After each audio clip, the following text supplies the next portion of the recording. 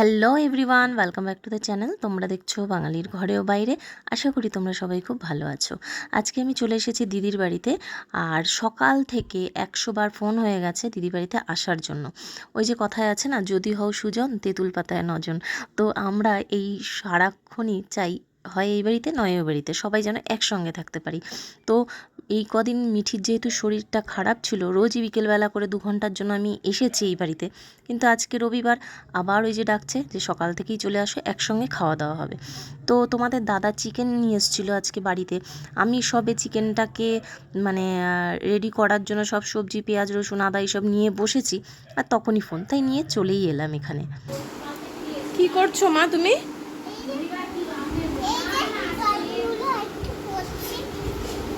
বাবা, সরস্বতী ঠাকুর কি ভর করেছে নাকি তোমার ওপর? তাহলে এত লেখাপড়া করছো মন দিয়ে। দাদু চশমাটা দিয়ে দাও, দাদুর চশমাটা দিয়ে দাও, ভেঙে যাবে। ওই তো খাতার উপরে রেখেছো, দিয়ে দাও দাদুকে চশমাটা, দাদুকে দাও। আর এই বিছানাটা কি করেছো? জল ফেলে চাদর দিয়ে, বাবা রে বাবা, এ তো ক্ষেত হয়ে গেছে। এটা কি, এটা কি, এটা কি? ম্যাঙ্গো মানে আম, তারপরে কলা মানে কলা না, এটা ব্যানানা। বানানা মানে কলা। ফ্ল্যাগ মানে পতাকা। আচ্ছা, অল্প একটু ভাত নিয়ে আসি, একটু খেয়ে নাও। মামা আসবে, অনেক দেরি আছে, বিরিয়ানি হতেও দেরি আছে। ওটা কাইট, কাইট মানে ঘুড়ি। আমব্রেলা মানে ছাতা। বাড়িতে ঢুকতে না ঢুকতেই শুনতে পেলাম মিঠি সকাল থেকে কিছু খায়নি। প্রায় 12:30 বাজে, এখনও খাওয়া হয়নি মেয়েটার। তো কি করব, ওই যে বিরিয়ানি করা হয়েছিল, মানে বিরিয়ানির ভাত রান্না করা হয়েছে, সেই ভাতটা নিয়েই ওকে একটু বাটার দিয়ে ভালো করে আমি মেখে খাইয়ে দিচ্ছি। আর ওকে খাওয়ানো মানে একেবারে হাজার একটা কথা বলা, নিজে তোতা পাখির মতন বকবক করতে হবে, ও নিজেও বকবক করবে। আর আমাকে মনে হয় যেন ঠাকুমার ঝুলি খুলে বসতে হয়, মানে শুধু আমি না, যে খাওয়াবে তাকেই ঠাকুমার ঝুলি নিয়ে বসতে হবে। ওর হাজার একটা প্রশ্ন, হাজার একটা কথার উত্তর দিতে হবে, তবেই তিনি খাবেন। তো এইভাবেই ওকে খাওয়াচ্ছি, বকবক করতে করতে, হাজার একটা কথা বলতে বলতে।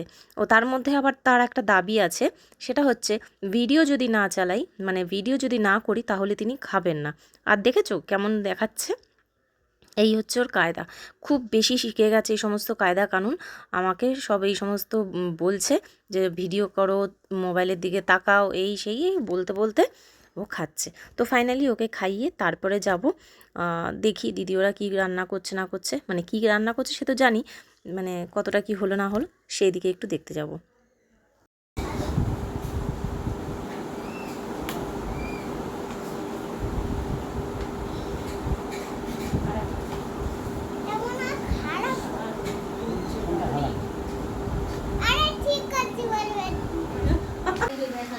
বাড়ির চিকেনটা মা বাবাকে দিয়ে আগেই পাঠিয়ে দিয়েছিলাম, তাই প্রায় অর্ধেক রান্নাও হয়ে এসছে।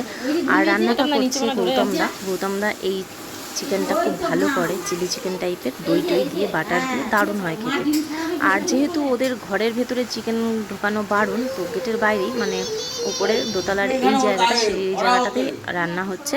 আর ওই পাশের ঘরটা হচ্ছে কারখানা ঘর, সেই জন্য অতটা এলোমেলো হয়ে রয়েছে। কারখানা ঘরে রং টং ছেটানো, ওদের তো রঙের কাজ হয়, সেই জন্য এত রং ছেটানো, আর দেখতে ওরকম লাগছে। আর রান্নাঘর আজকে ফাঁকা, কারণ এখানেই রান্নাবান্না হচ্ছে। দিদিকে বলেছি ওই পাশে একটা জানলার ব্যালকনির মতন আছে, ওই জায়গাটা পরিষ্কার করে নিতে, তাহলে ওখানেই রান্না হয়ে যাবে এরপর থেকে।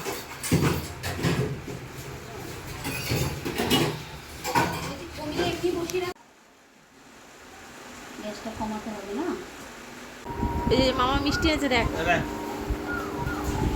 কি মিষ্টি এনেছে। আলে বাবালে, এটা কি? বোনকে দিয়ে দেবো। গার দাঁড়া, বোনকে দিয়ে দেবো। কোথা থেকে এনেছি দেখ, পারিজাত। পারিজাতের মিষ্টি এনেছে দেখ মামা। মামা পারিজাতের মিষ্টি এনেছে। উঠে দাঁড়া। পুরো আপেলের মতো লাগবে। আরে আসি আসি কাজ।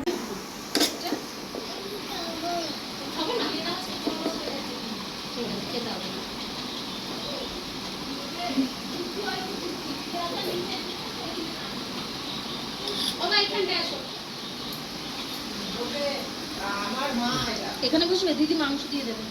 দাও না রে বাবা, কতটা খুঁজে আমি জানি না। দাও না, দাও না, একটু আছে দাও। না না, তোমার স্বামী সব ভালো করে মুছে দিয়েছি।